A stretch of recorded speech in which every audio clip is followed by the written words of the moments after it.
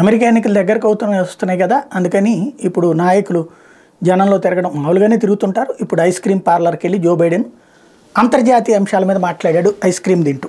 అది కూడా ఉగ్రవాదానికి సంబంధించిన అంశం.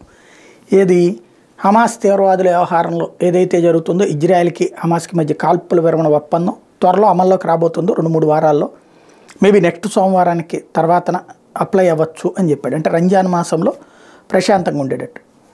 కరెక్ట్గా ఈ సర్కమ్స్టెన్స్లోనే అసలైనటువంటి కథ మారుతున్నటువంటి పరిస్థితి కనబడుతుంది. ఏంటయ్యా అంటే ఏదైతే హమాస్ తీవ్రవాదుల వ్యవహారాలు వీటన్నిటికీ హమాస్ తీవ్రవాదులతో పాటుగా మొత్తం హిజ్బుల్లా కావచ్చు, హౌతీలు కావచ్చు, ఇస్లామిక్ రెసిస్టెన్స్ ఫోర్స్ కావచ్చు, ఇస్లామిక్ జిహాదిస్ట్ ఫోర్స్ కావచ్చు, వీళ్ళందరినీ రష్యా పిలిపించింది.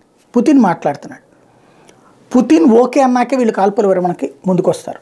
తద్వారా కాల్పుల విరమణ అన్నటువంటిది నేను చేయించానని అమెరికా చెప్పదలుచుకుంటే ఆ పేరు తను లాక్కోవాలని చూస్తున్నాడు రష్యా అధ్యక్షుడు పుతిన్. ఇది తాజా గేమ్ అంతర్జాతీయంగా.